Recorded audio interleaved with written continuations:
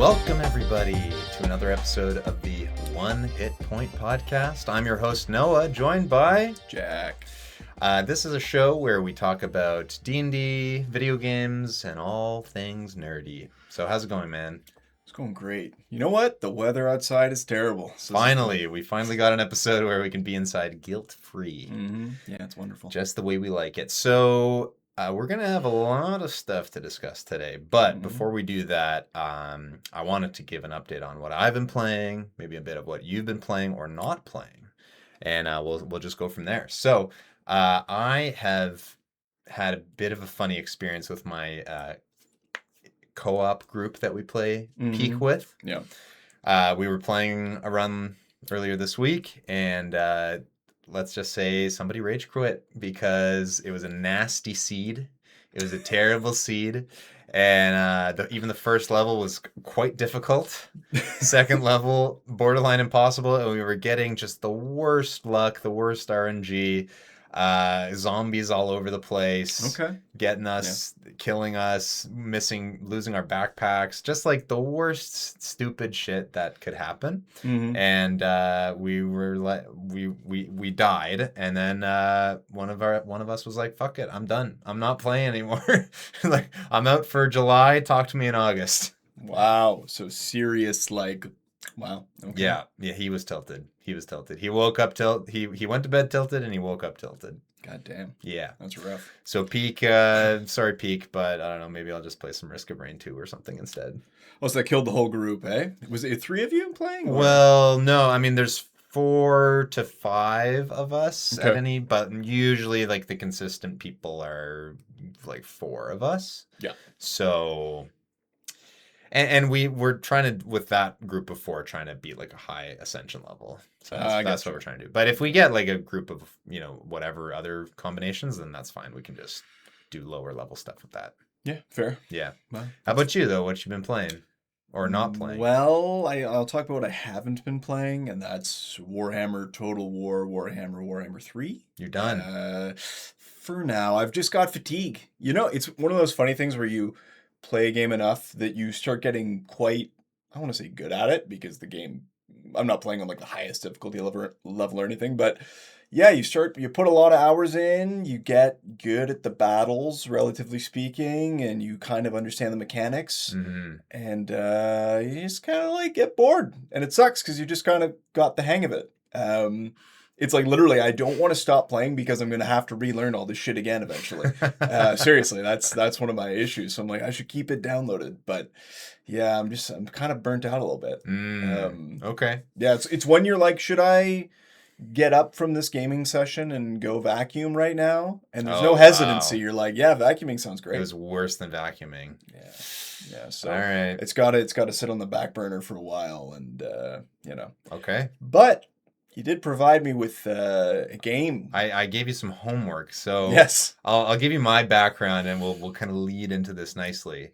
So I was, last week I talked about all of this shit I was buying and returning and buying, and then did I mention that eventually I got an email from Steam saying you've returned too many games? No, that is hilarious. I think that was after our last recording. It was like, hey, you've been returning a lot of games lately. Just so you know, like, our refund policy is not like a trial policy, and we're going to have to ask you to stop doing that. Otherwise, we're going to not take your returns anymore. That is so funny. Yeah, so I was like, shit. All right, so much for my free demo, life hack of Steam. Wow. You can do a lot, though. You can do quite a number before you get, if you're out there listening and you want to try some games, just do it till you get that email. Oh my anyway, God. So then I was like, all right, I gotta reach into the backlog. Yeah. And so I was just looking through my backlog, and I wanted to play something on the Steam Deck. And I was like, you know what? I remember when I bought Inscription a few years ago, a big game that came out maybe 3-4 years ago. And I remember that being a really, really cool experience, kind of a lot of meta fourth wall breaking stuff in that. Yeah. And I was like, well, let me try his first game. So this is Pony Island by Daniel Mullins, released in 2016. And I had no idea what I was getting into going into it. And I started playing it, and I was like, Okay, I gotta get Jack on this because we need to talk about this on the podcast. So now that's the background of why I started playing it, and I want to hear when I texted you, hey man, we got to talk about Pony Island. You should play it. What did you think? Well, a couple things. First thing is I thought it was a rather big coincidence because I've been listening to the song Pink Pony Club quite a lot recently. Okay. Don't know why. My wife loves it, and then it got in my head, and then I couldn't stop listening to it. And yeah, it's a little bit weird, a little out of my typical genre, but I like the song. So I was Okay. like, Pony Island, eh? Perfect. Mm-hmm. Let's give it a go.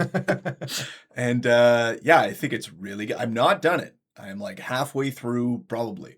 Love it. Mm-hmm. And I'm afraid to talk about it because you can spoil it so I know. easily. We'll talk Some of about it. anyway. We'll talk about it generally. Yeah. So we'll just say also like be warned if you haven't played Pony Island or other Daniel Mullen games, you might get some spoilers here. And because these kinds of games that he makes are so they're so meta. I don't know how to describe it other than that. Subversive. Subversive. That's another word. You think you think you're playing something, but really it's not that at all. Yes. And yeah, you start and you think you're just playing like a pony jumping over Fence posts fence or whatever posts there. Yeah. game, but you quickly learn that there's a lot more going on. And yeah, so when you started playing it, what did you think right away? Right away, I was like, I like this retro bullshit. I'm a big fan. I like the neo retro like stuff. It kind of reminded me of what's that one that everyone plays? I brought it up before, where you're like a little girl or whatever, and Undertale? Undertale. That Undertale. one Yeah. reminded me of Undertale right away, and I was like, this is a good start because that's a good game. Mm-hmm. And it's kind of in that same-ish realm. Yeah, there's Yeah. similar like meta things going on. Yeah. You know, it knows it's a game, Mm-hmm. and yeah, it's super cool. It kind of keeps you guessing. It's a bit of a puzzle game. It is a puzzle game, I would say. Yeah, which Yeah. is something that I don't play. You do. That's But true. I care enough about what's going on in this game that I'm like, let's kick these puzzles ass. Yeah, Like, and it let's was go. like it's Yeah. just long enough. It's like I think I finished it in like 2.5, 3 hours. Like I Okay. think it was 2 sessions. Mhm. And I was like, great. That was such a nice little like tight experience. I got something off my backlog. It was great. I'm taking care of work here. Yeah, I was doing my my nerd chores. But it really is such a cool game. And I mean, what can we say without spoiling things? If you like that kind of subversive meta stuff, you will definitely like this. Okay. I love the art style. Yeah. That old school, like everything's, black background with like white It's lines. like Pong almost. It's like Pong. Yeah. Yeah, it's there's a term for that for which I don't know. But yeah, very, very old school. Yeah. Like pre-pixel age stuff. So, okay, now that we've talked about it generally, now Mhm. we're going to get into the spoiler discussion up to what you've done in the game. The devil. Yeah, it's very haunted, possessed game. Yes. You're That's- playing yeah. a character in a game, playing a game, basically. Yep. And yes, you learned that the game is demonic Mhm. and that it wants to steal your soul. You get that pretty early. You That's learned that like- pretty early, yeah. And there's another trapped soul in this game who's trying to help you, or is he? So you think? So you I think. haven't got that far, but I have suspicions.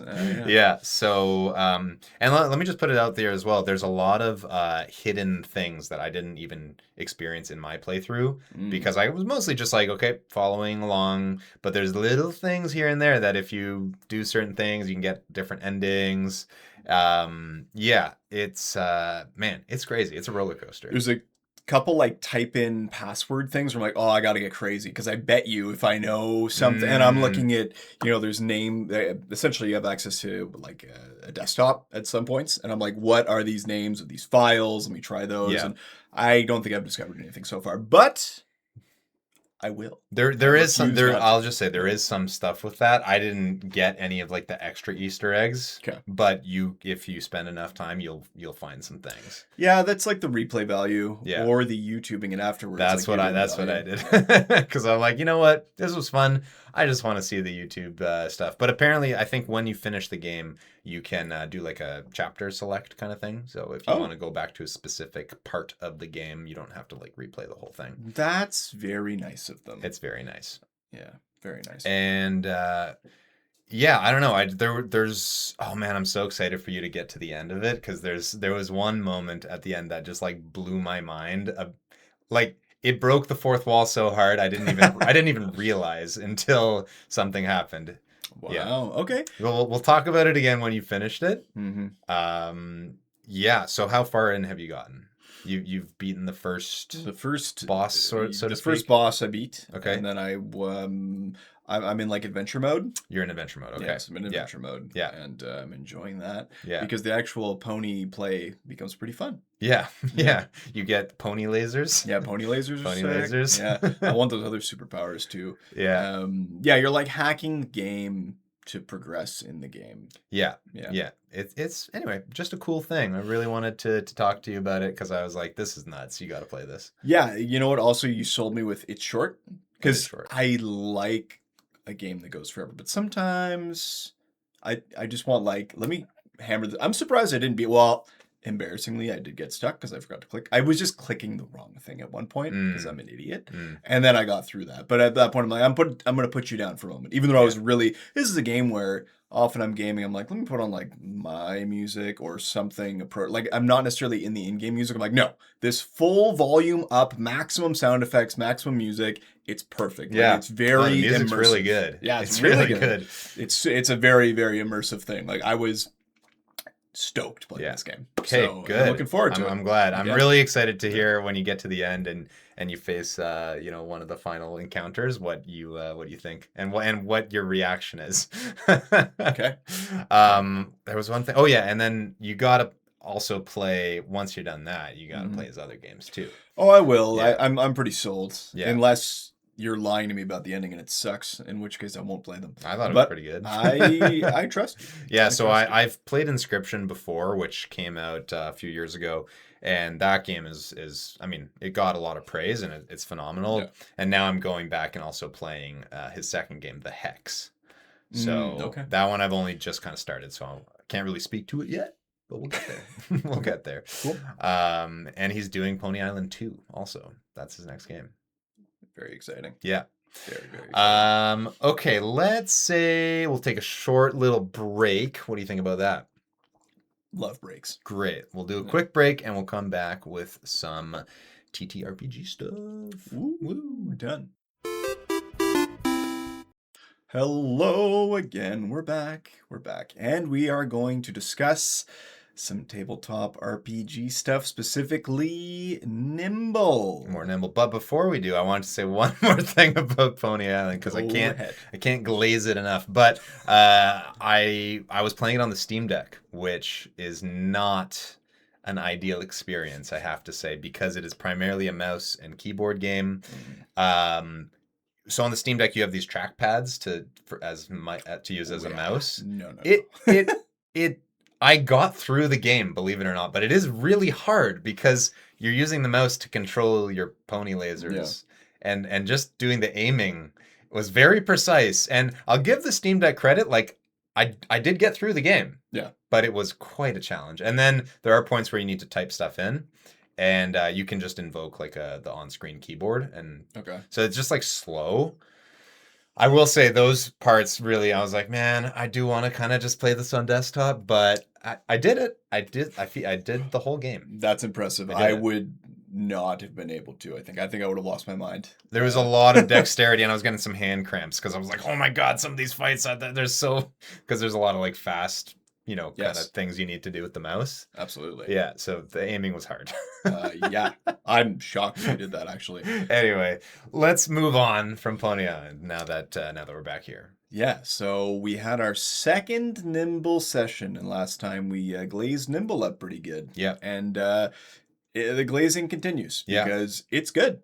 Second session was quick. The battles were like we had how many? Three Yeah, it's like battles? 3 or 4 encounters. We Yeah. had what do we? Well, first we did it. We had a skill challenge, which was fun. Mm-hmm. We had some goblins. Yeah. We had the boss fight at the end, but I think there was one Oh more. yeah. Oh, the with the bird people. We also fought the crows. Oh yes, the There was a crow lot people. of rolling initiative Mm-hmm. and doing combats. And it was fast and it was fun, and I didn't feel in any way that I was handicapped by this. Is, if anything, I felt like I had more to do, even at this level. Yeah, at level 1. And Yeah. and that was the thing that I found the most interesting actually was you guys all you basically always have this decision making of like, do I want to defend against attacks? Yes. If I do, I get fewer actions on my next turn, but I Mhm. avoid taking a lot of damage. Yeah. And so even though you don't have so much HP, Mhm. if you're getting hit by something, you're not screwed because you can use that defense reaction. Yeah, like and you might take some damage. Yeah, you're right? gonna probably take a little bit because unless you yeah. have like really high armor, like we have one turtle person who has a shield and is wearing some sort of armor, which is like it's fine. Okay, you have high armor, but even she was kind of getting banged up a little bit towards the end of the session. Absolutely. Yeah. And the roll, like when you roll well, there's the crits are nice. Yeah, you get those kind of exploding crits. and- Always roll the highest. Roll the highest. Mhm. Yeah. Oh yeah, the double dice on the left. If that fails, then you don't. Then that's your crit. Yeah, miss. so Yeah. so that's lovely. I love that Yeah. system. It's really good. And I also, because I'm a druid or whatever they call it, a wind or storm shifter. Storm shifter. There we go. I'm a druid because I don't appreciate that term. Well, I Storm shifter's consider cool. that it's fine. I think it's cool. not bad. It's not Yeah. bad. But yeah, I got to blow up a couple people's heads. That Mhm. was cool. And And that was just you- the cantrips. And you Sick. blew yourself up too. Yes, which is also part of the mechanic. You can like charge yourself. It's thoughtful. Yeah. The spell system is compact, which I like more broad, but it's early, so I'm fine with it being compact. Well, and I think the thing is, yeah, you guys were basically just dealing with cantrips at this point. Yes. And Mhm. but there's fewer schools of magic. There's not like Mhm. 9. There's Yeah. maybe 4 or 5, which is nice because they're so synergistic. Like the fire spells will cause like the smoldering condition, and then if their enemy is smoldering, you can do more stuff with your other fire spells, which I just think is awesome. It's like all elemental, right? Pretty Yeah, much. and yeah, I think they are pretty much just elemental. I think there's like radiant as well. There's radiant spells. Okay. And necromancy spells too. Yeah. But yeah, There's a like few it's like they synergize so nicely together. Yeah. Yeah. I just thought that was really cool. And if you have that base, you can build out. Yeah. As opposed to like we need 9 schools of magic and then it's you get a lot of those spells that no one ever touches. Yeah. That would be actually a funny thing to do on this show. I would read you a spell and you'd have to a 5e spell and you'd have to guess the school of magic. Because they're not always so obvious. No, but I might nail it.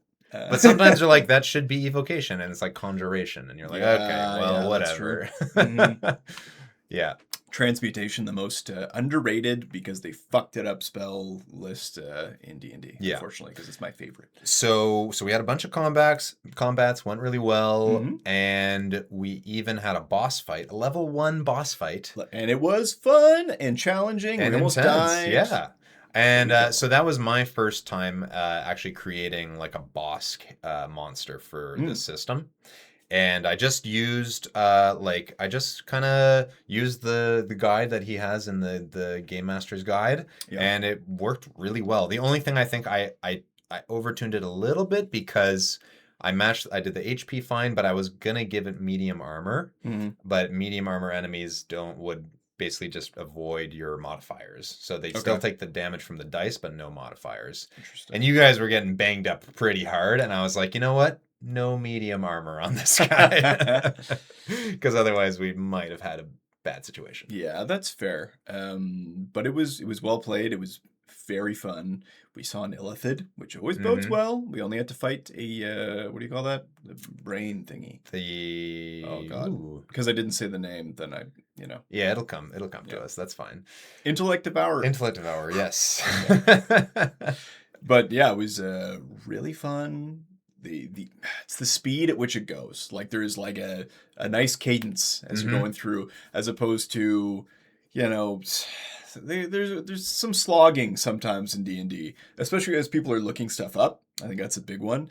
And with the more streamlined character sheets, it's better. Yeah. In that regard. And again, Now, like look, we're this, level 1. yeah, we're level It'll 1. get more complicated for Yeah. sure.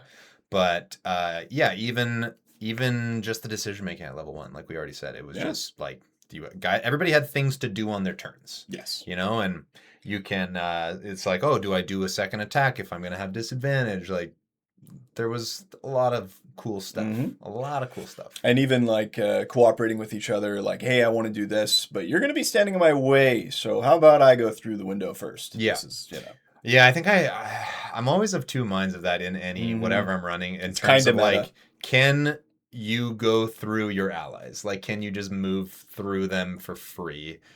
Can you shoot through them for free? I'm always of two minds about it. I'm like, I want you to be a bit more strategic. Like, if you're clogging up the front, Yeah. you're gonna clog up the front, And I think it really depends. I think it all turned out fine. I forget exactly how it went down, but it was like I don't think you allowed us to do things that were dumb, No, but I want to have like a standard for that. Yeah. It's like, can you shoot through your friends? Well, if they're shorter than you, maybe. That's If it's what a I was gonna say. halfling, fine. If you can, halflings can move through other spaces. That's fine. I think I'm supposed to be 3'9", so if you can't shoot over me, like if you're also small, then perhaps that makes sense. Yeah. Like you got to take into some factors, but also you don't want to be like, well, let's get out Yeah. the measuring tape and waste Maybe 10 when minutes, you get higher levels, I'll be a little bit more dicky and be like, okay, if you're shooting through somebody and you crit miss, you will hit them. Oh, I'm totally. I think I love crit miss. I love the. I used to roll with a mishaps. chart. Yeah. Yeah, that was fun. I think like that's just makes sense. I'm shooting an arrow right over your head, and I rolled a 1. Well, it hits you in the back. Yeah, Like, absolutely. Absolutely. Yeah. Take some damage. Yeah, I used to have a D100, and it was like crit fails and crit success, and it was like the different things. And people are losing fingers. Like there's, consequences to your failure. Yeah. Like in real life. Yeah, I think like you can't just be like, I'm gonna camp back here behind the tank and then just like blast without any sort of risk. Yeah, you've got to be able to. Where's your line of sight? Absolutely. Yeah. So I'm trying to think what else I noticed. Yeah, just like running the fights for me was so easy. Like I roll 1 die, I deal the damage. People decide if they block or not. I don't have to do attacks of opportunity because there's no attacks of opportunity for enemies in this game. The boss was really fun to run. So bosses in this game, you don't have to worry about like legendary actions. They just go after every player character's turn. Yeah, which makes sense. Which is how like a lot of video games work, right? And it's like they always get to go, and Yeah, and I don't have to be like, oh, legendary resistance and this and that. And no. The boss normally bosses in this game have a cool mechanic where they'll have like one really powerful ability and like one regular kind of attack. Okay.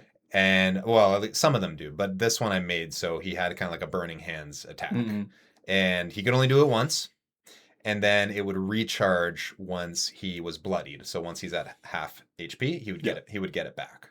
Okay. So all bosses in this game will have something that happens to them when they're at half HP, and something that happens to them when they're at like 10 HP remaining, or like in their last little bit. Gotcha. Yeah. So it feels a little bit more epic. It's like, oh, they're almost dead, but they got their breath weapon back. Nice. So cool. I really like that. I think it's a little bit more evocative. No, that's wonderful. Yeah. Nice and simple and crisp and easy. Pretty much. Pretty much. It makes so much sense. I think that's also something that happens when, D&D you're building on other D&D and you're cutting things out and putting things in, but there's this basis which can mess things up. Yeah. This is the way we do it. Therefore, hey, and I'm not against 5e. Don't at me. Like honestly, I think if you want to do 5e well, any D&D, you need to have extreme time commitment, which people aren't willing to put in, because We don't have that kind of time to Yeah. like really figure this shit out. Like, I got a job. When I'm retired and you're retired, we're gonna get a very complex version of D&D because we're gonna have time. Yeah. And I want it to have little bits and pieces. And Sure. people got to be studying their stuff. Yeah, we'll go play 3.5. Yeah. But for now, like this is great. Mhm. You can pick it up and Yeah, I think it's really new player friendly too. it is. Yeah. Oh, for sure, it has Yeah. to be. So you're level 2 now. We finished the session. You got up to level 2. What do you get at level 2? Like, what are you choosing? I get to become an aminal. An aminal. Yeah. So there's 3 different types of storm shifter creatures you can be. Like beast forms? Yeah, like there's the fearsome one, which is big. Then there's the pack one, which is medium, and the terrifying one or something like that, which is like a tiny one. Yeah, so you could be like a cockroach and cool. just get in someone's ear and bite them. So it's like bear, wolf, or like Yeah, I'm gonna be spider. I'm gonna be more creative creatures though. Yeah. I like my mini has like dragon wings and stuff, and people, you can't be a dragon because it's mad. I don't care. In my version of this world that I'm making up right now, a dragon is an animal because it is somewhat an animal. Yeah. I don't care. Oh, I'm fine with it. I mean, again, like it's not going to give you flying or whatever. No, but it'll be like a big drake. I want to have wings. That's fine. Which is funny because my mini has wings. Whatever, they're vestigial wings. He'll have vicious No, little wings. They're just too small. Yeah, they don't. Those ones don't. Be like Trogdor wings. Yeah. Yeah, I'm fine. I'm cool with like flavor. Flavor is free. Flavor is free, and especially easy in this game where you don't have to like choose a monster stat block. Like I am an alligator now. Yes, I assume all of the alligator stats. They actually fixed that in 5e for the ranger with one of the expansions, which I used, and it was like the beast of air, land, or sea. Sure. Which this is similar to that. I'm like, they copied this and made it awesome for druids. Yeah, let's go. Yeah, I think they do that in 5.5 as well for druids now. It's okay, as far as I know. I could be wrong. Okay, that wild shaping in 5e was always confusing. It was always weird for sure. You're like, which stats do I get from the beast? Yeah. So anyway, I'm looking forward to it. And the subclasses, it's like, do you want to make your beast really strong, or do you want to be able to cast as the beast? And like, those are both really good. That was something that D&D always missed, in my opinion, was like, you could be Circle of Moon, so your beast is really strong, or you could be Circle of Land, where it's just like you get spells, but you can't cast them in your wild shape form. So it was like 2 separate ideas, and you could choose one path or the other. I like that this is both. You can still wild shape. You can still choose your cool form, and then you can cast spells. Or you can just be a big, giant, kicking ass bear or whatever. Yeah, absolutely. Yeah. And I love spells, and I like the idea of still being martially competent. This is going to be my version of Eldritch Knight. I think I'm going to go with the spellcasty one, and I'll be like a dragon with wings that don't work. It's kind of fat and hobbity because I'm a halfling. And casting spells. The Eldritch Drake. I need to find a fat dragon mini with small wings. Good luck. Yeah, recommend one to me if you can in the comments. Yeah, exactly. Okay, any other Nimble thoughts or reflections at this point? Or you're just like, ready for next session? Well, I'm happy to hear it was fun for you and easy for you. It was very easy for me. Because the DM, people don't respect the DM's time sometimes. It's hard to prepare all that shit and to know your stuff, even relatively well. Like sometimes I think I prepared well and I didn't. Yeah. It turns out that I didn't know my ass from hole and ground. Well, the next session is going to be harder because we're going to finish chapter 1, move into chapter 2, and chapter 2 is going to be a lot more open. Okay. It's going to really be like, I'm probably going to have to like ask you guys ahead of time, like, what are you interested in exploring? Because it's just going to be like, okay, here's the city. Here's Waterdeep. Like, go nuts. Yeah. So you've been given a few little, threads at this point, I think, in terms of the factions that are available.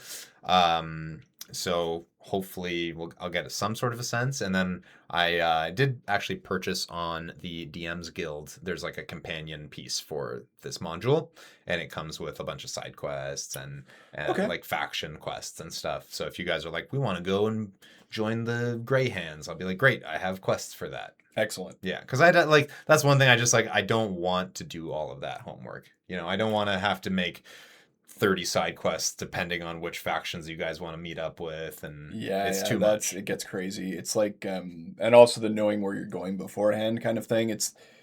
Icewind Dale is one of those where it's like, oh, you have a huge map, and where are you going to go? So it's like the DM's supposed to know the entire like province. Yeah. Which is It's like just the read north. the book. Read the whole book. Yeah, it's great. I'll just know that. I'll remember every NPC, no problem. Yeah. Like, no, it's too hard. So yeah, I agree. Fair enough. So that's my homework, I guess. I gotta just like ask you guys what you want to do, and then we'll figure out where we go in chapter 2. Absolutely, I'm gonna have to try to keep us on track. We got a lot of silver, a few silver bars, and some priceless artwork. Well, it's not priceless, but we got some artwork. Oh, I mean, you guys are acting like you're rich, and you probably have like 100 gold here now. Yeah, it's like not we're gonna one person was like, we're gonna start a rival gang. Yeah, you have like 100 gold. It's our seed money for our gang. Like, why are we starting a gang? It's funny though. Those moments are good, and then because then you can steer that into something that makes sense. I'll just put it out there that maybe you guys might have a base of operations that is coming your way. So I love it. There is an opportunity to start a guild or something. I'm gonna hire some goblin goons, defend it. Yeah, exactly. Good. Yeah. Break time. Yeah. Break time. Let's do it. BRB. Welcome to D&D Horror Stories. Wow. You've been working on that? No. It sounds good, man. Yeah, what are we doing here? We're going to read from Reddit. We are going to read some D&D horror stories in the subreddit r/D&D horror stories. And we're going to give our takes on them. We have 2 that we're going to discuss, unless we really get carried away with the first one. Mm-hmm. Do you want to read it? Do you want me to read this one? You read the second one? I'll read the long one. You can read the short one. All right. I'm reading this through a wire, so Great. Bear with me, everyone. So it's DMPCs and NPCs seem too OP. Context.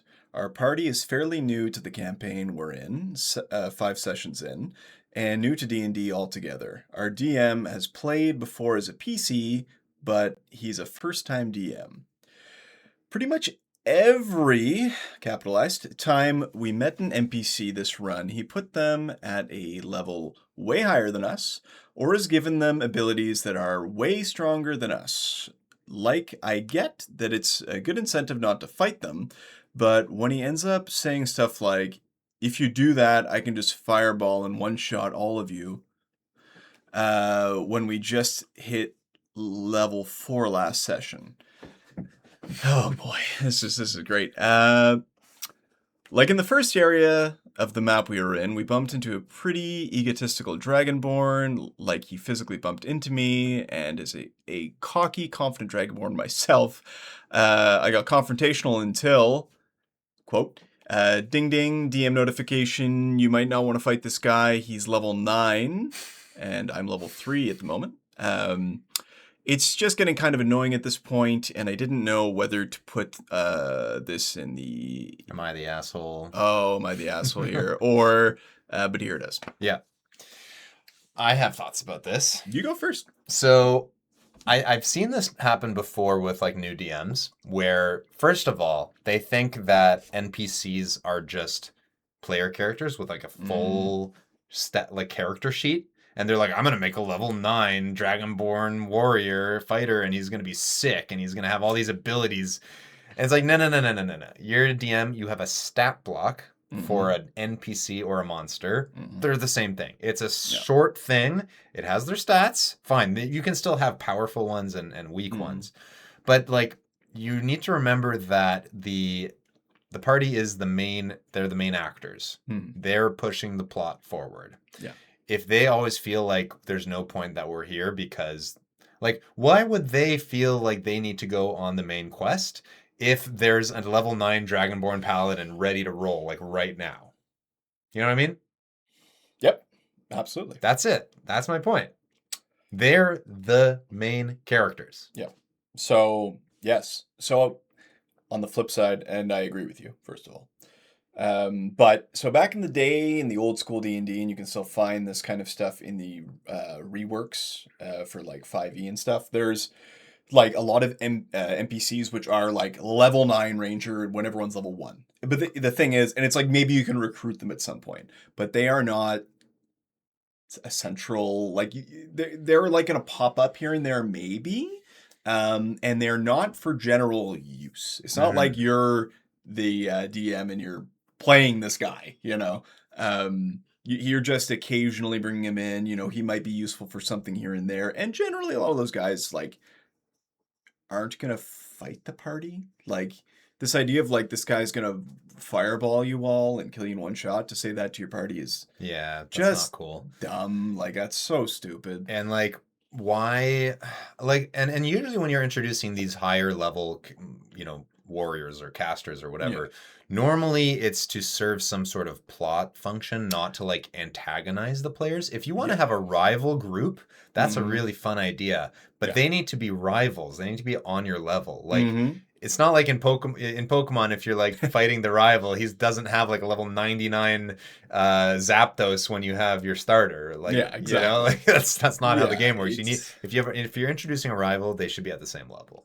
Absolutely. And the idea of having this like why did you make this guy? What's the purpose of this guy in your story? Yeah. Like the example of like the Rangers and whatnot that I just brought up. Like I think that's in Temple of Elemental Evil or something like that. There's all these NPCs that have story beats and they are higher level and you might be able to recruit them for a purpose at some point, but they exist to further the story and give some context at some point. This guy's just like, yo, I want to be a cool Dragonborn and let me throw him in here. And he's and it's like in Lord of the Rings when I can't remember the name of the elf who brings them all through the forest safely, right? And brings them...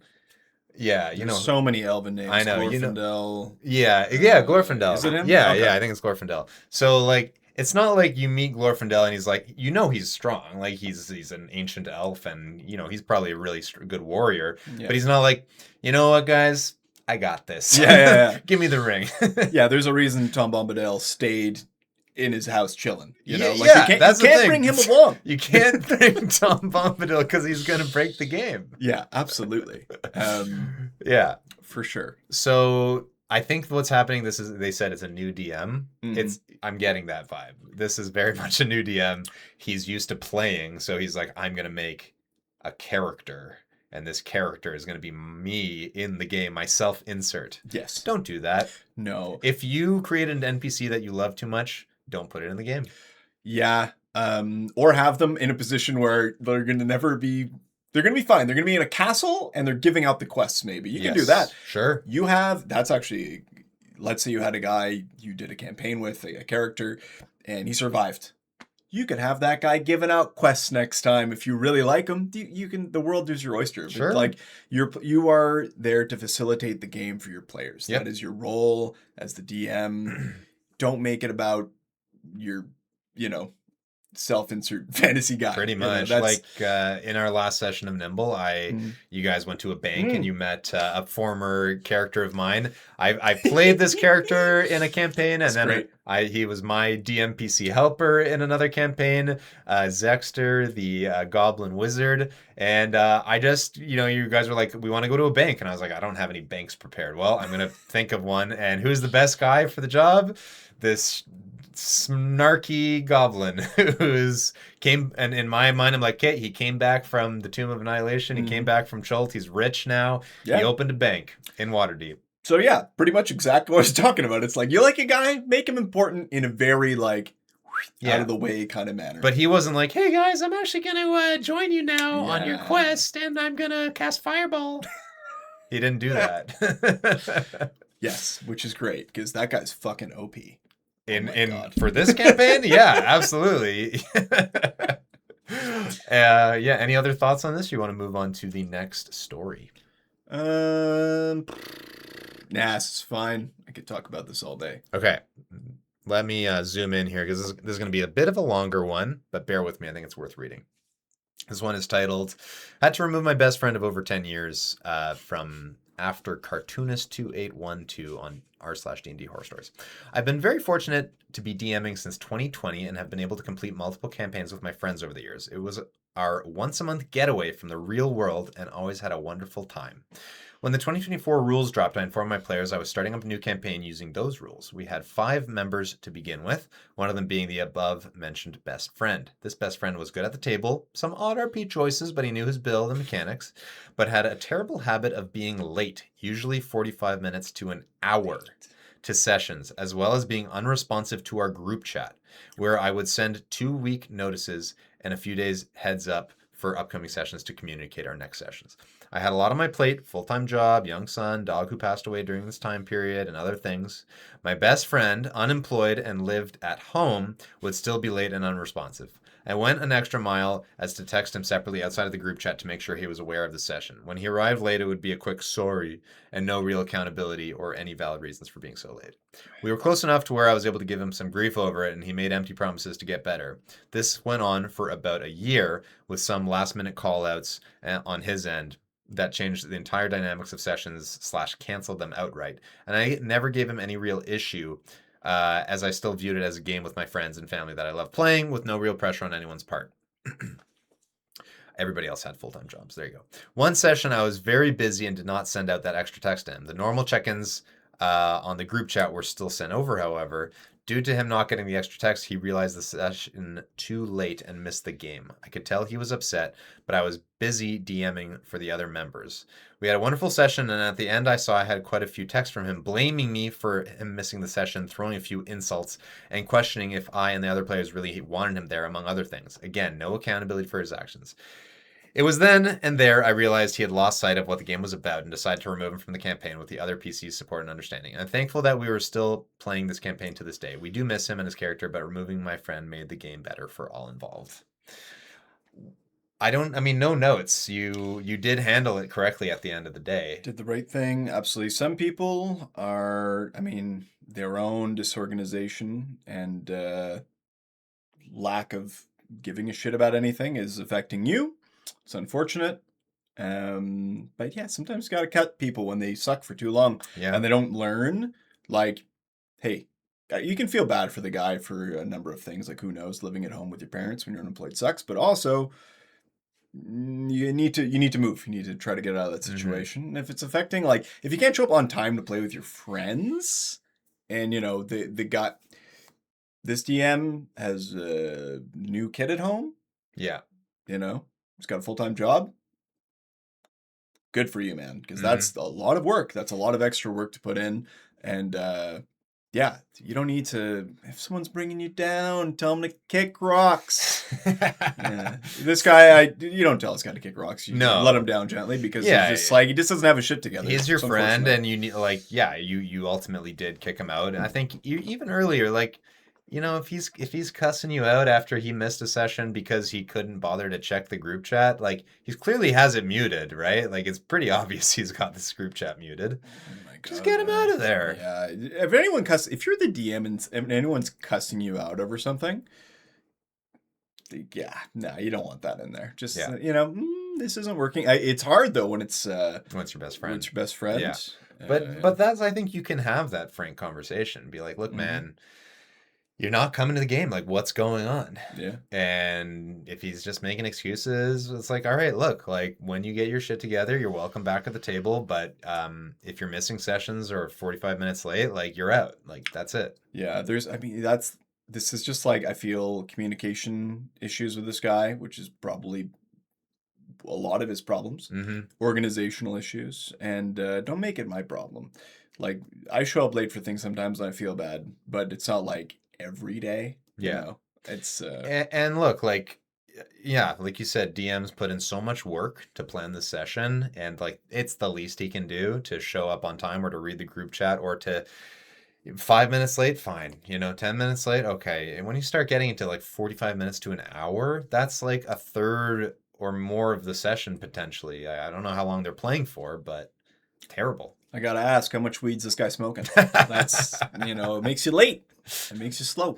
Yeah, and he's living at home, unemployed. He's kind of fitting that stereotype. You don't get a lot of sympathy from me for that one, Yeah, get your shit together. But yeah, we're glad that you kicked him out because you can't deal with that. 100%. Yeah. That's that behavior will not be tolerated in my D&D group for sure. Well, on that note, I think it's about time to wrap up the show. What do you think? Absolutely. And also, I just want to say, because we missed it, because I forgot to read it, Cosmic Syrup with the that's the guy who provided the first First team. question. Yeah, the horror Nice. story. So I'll just say also, we're planning on doing some more cool episodes later this month, and in the summer we're probably going to do some like sort of gaming recap, kind of talk about all the stuff we've played this year. I'm springing this on you now. Talk about some of the stuff we've been playing this year, and kind of maybe rank them, maybe not. We haven't done like a good ranking in a while of anything, you know. We got to do some more rankings. I do like ranking sometimes. Yeah. Yeah. We did it a lot, and then it was like, let's put it away. Yeah. We'll bring it back out. Yeah, we'll bring back some more lists or drafts. The Nintendo console draft was pretty fun. That was fun. We'll have to think of of we didn't know. Maybe we can do like a D&D subclass draft. I'd love that. Oh, that's a good idea. Yeah. That's a good idea. That could be fun. So we got more fun stuff coming up later this summer, so stay tuned. Thank you so much for listening, everybody, or watching on YouTube. If you like the show, the best thing you can do is tell a friend about it, because that's how we're going to grow. Farm to table, Absolutely. like we always say. Yeah. Please rate and review the show on Spotify, Apple Podcasts, your podcasting platform of choice. We've got shorts coming up on YouTube, TikTok, etc., etc. But yes, thank you so much for everybody. And and before I forget, because I always forget, please send an email to onehitpointpod@gmail.com with some corrections, comments, feedback for us. That'd be great. We're trying to get some cool guests on the show as well. Mm-hmm. We're just going to see. We're going to fire off a lot of emails and see who wants to come on. Because we're just doing our best. Why not? Absolutely. Yeah. But with that being said, everybody, thank you again, and we'll see you next time. Don't kick rocks.